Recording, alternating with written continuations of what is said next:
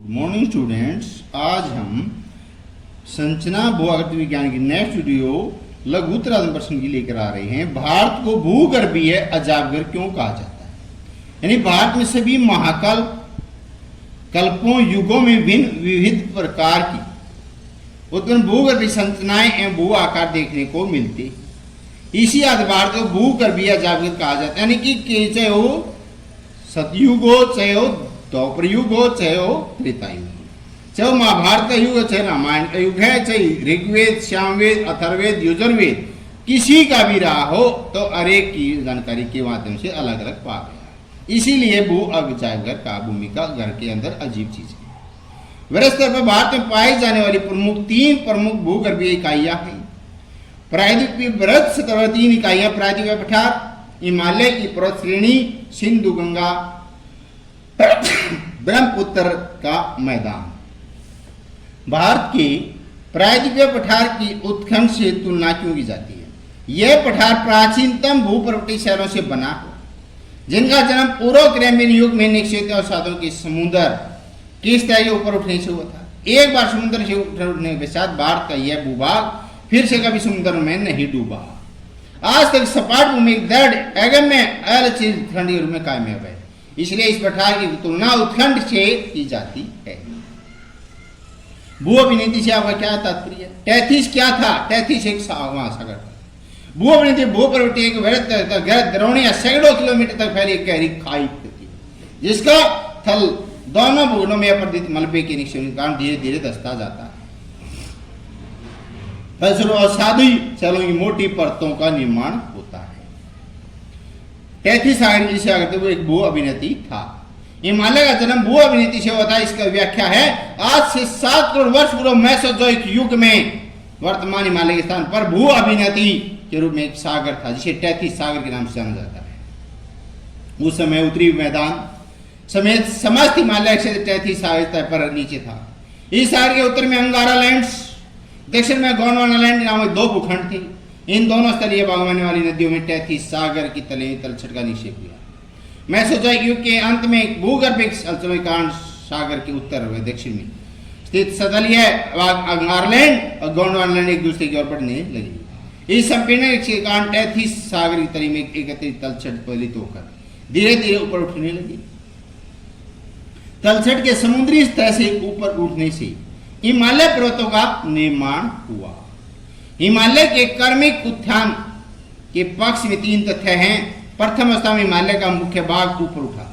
यह घटना अल्प न्यूनतम युग में घटी, यद्यपि इस भाग का निर्माण प्राचीन रवेदार चट्टानों और सादी चट्टानों से हुआ, परंतु इन ऊंचे उठे भागों में निकलकर बहने वाली नदियों ने अवसादी चट्टानों में अपरदन कर दिया।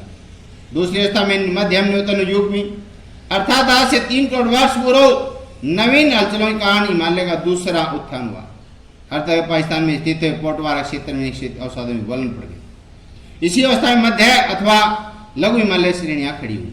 हिमालय तीसरा अंतिम उत्तर अभिनवोत्तर काल में हिमालय के दक्षिण में स्थित संकरी खाई का निर्माण तल उठकर बाह्य हिमालय शिवालिक की पहाड़ियों के रूप में धारण कर गया।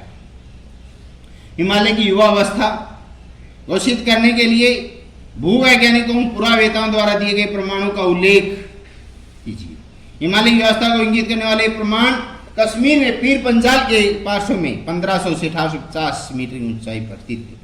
झीलों की तली में अवसाद की नई अवसाद जो नदियों द्वारा लाई गई मिट्टी थी वह नीचे जम जाती है। अवसादों की नई परत जिन्हें करेवा कहते हैं संकेत करती कि हिमालय में उत्थान की क्रिया प्लेस्टोसीन युग में प्लेस्टोसीन कालों तक होती रही है। हिमालय की उप हिमालय के गिरिपाद चरणों में तृतीय कल्प स्तनपायी जीवों के अवशेषों का पाया जाना सिद्ध होता है। इस स्थिति में उत्थान प्लेस्टोसीन काल तक होता रहा है। वृहद हिमालय के तलछटों शिवालिक बेसिन निक्षेप में स्थित पुष्टि होती है। हिमालय की नदियों की कई वेदिकाओं से मिले उपकरणों से संकेत मिलता है कि हिमालय उत्थान का एक चरण उस समय पूरा हुआ जब मानव का आविर्भाव हो चुका था। भारत की उत्तरी विशाल मैदान का निर्माण किस प्रकार हुआ? भूगोल शास्त्री सुवेश के अनुसार हिमालय के निर्माण के बाद हिमालय के वह पठार के बीच एक गर्त बन गया, जिसे टैथिस सागर के जल ने भर दिया। कालांतर इसी घर तो सिंधु, गंगा, ब्रह्मपुत्र व इनकी सहायक नदियों तथा प्रादीप के बाहर से आने वाली नदियों अनेक से मार दिए और एक विशाल मैदान बना दिया। सर सिडनी बुराड ने कुछ अन्य वैज्ञानिकों ने मतलब राय है कि इस मैदान निर्माण एक बरसंग घाटी के बराबर से हुआ। इस घाटी का जन्म पटल विरूपणी हलचलों द्वारा हुई, चट्टान विभंजन से हुआ। इस मत का अनेक विद्वानों ने खंडन किया है। हिमालय के निर्माण के संबंध में प्लेट विवर्तन सिद्धांत की व्याख्या। प्लेट विवर्तन सिद्धांत के अनुसार पर्वत निर्माण की घटनाओं का संबंध प्लेटों की गति से। समस्त भूपटल 6 मुख्य प्लेटों प्राचीन शिलाओं में बटा हुआ है। ये प्लेटें धीमी गति से अर्ध द्रवीय स्तर पर सरक रही है। प्लेटों का आपसी टकराव उनमें ऊपर महाद्वीपीय चट्टानों प्रतिबलों को जन्म देता है, जिसके कारण वलन, वर्षण और आग्नेय क्रियाएं होती हैं। और हिमालय पर्वत निर्माण भारतीय प्लेट की उत्तर दिशा में सरकने, यूरेशियन प्लेट के नीचे से धक्का देने से हुआ। लगभग 6.5 से 7 करोड़ वर्ष पूर्व भारतीय प्लेट उत्तर में खिसकने के कारण टैथी सागर सिकुड़ने लगा। लगभग 3 से 6 करोड़ वर्ष भारतीय व यूरोपीय प्लेट एक दूसरे के काफी निकट आ गई। फलस्वरूप टैथिस अक्षेपाकार विंगित होने लगा। लगभग 2 से 3 करोड़ वर्ष पूर्व हिमालय की पर्वत श्रेणी टैथिस सागर स्तर से ऊपर उभरने लगी थी। करेवा क्या है? यह क्या सिद्ध करता? करेवा हिमालय के पीर पंजाल क्षेत्र में 1558 मीटर ऊंचाई पर स्थित झीलों की तली में पाए जाने वाली नए अवसादी परतों को करेवा कहा जाता है। करेवा सिद्ध होता है कि हिमालय एक नवीन वलित पर्वत है, जिसके निर्माण की प्रक्रिया प्राचीन काल से होती आ रही है। या नई बर्फ के साथ अपर्दन अपक्षय निक्षेप होता रहता है और जमा रहता है, उसे करेवा कहते हैं और एक नई चट्टान बनती रहती है। महाखंड क्या है? महाखंड उच्च भूमि की परतों की गंभीर विभोर होती है। प्राय नदी बहती है। उदाहरण है संयुक्त राज्य अमेरिका में कॉर्डेरा नदी का महाखंड गरत है, जो बाद में सिंधु नदी का महाखंड पाया गया है। भारत भूमि के भू आकृति विभाजनों के लक्षणों में अंतर पाया जाता है। भारत के मुख्य भू आकृति विभाजनों के लक्षणों में अंतर पाए जाने मुख्य कारण इन भूभागों की अलग अलग संरचना, अलग ही भूगर्भीय इतिहास का होना। हिमालय पर्वत जन्म भौतिक इतिहास के अंतिम चरण में भू संचालन का कारण हुआ, जबकि भारत का दक्षिण का पठार पूर्व क्रैम्बियन महाकाल में क्षेपित अवसादों समुद्र स्तर पर ऊपर उठ जाने से हुआ। इसी प्रकार भारत के उत्तरी मैदान की रचना हिमालय पर्वत के बनने के बाद यहां से निकलने वाली विशाल नदियों द्वारा लाए गए तलछट के जमाव से हुआ। आज भी यह क्रम जारी, जो गंगा सुंदर डेल्टा नियंत्रण बनने साबित होता है। इस प्रकार इस भू आकृति के जन निर्माण अलग अलग कालों में हुआ। अतः यह स्वाभाविक है कि इन मुख्य भागों के लक्षणों में अंतर पाया जाएगी। भारत के प्रायद्वीपीय पठार को उत्खंड संज्ञा क्यों दी गई? भारत को दक्षिणी प्रायद्वीपीय पठार एक उपमहाद्वीप के प्राचीन खंड भूखंडों में से एक है। एक बार समुद्र से बाहर आने के बाद यह कभी पानी में नहीं डूबा। यह इसके चार 3 तरफ बंगाल खाड़ी, अरब सागर, नीचे हिंद महासागर, उच्च भूमि, समभूमि हमेशा दृढ़ अगम्य खंड के स्थिर रही। इसकी तुलना प्राय उत्खंड से की जाती है। उत्खंड भाग व 2 समांतर वर्षों में बीच भूमि है, जो वर्षण रेखा सहारे अपने आसपास की भूमि ऊपर उठ गई। भारतीय प्रायद्वीपीय पठार में जन्म से ही वर्षण विभंजन होते थे।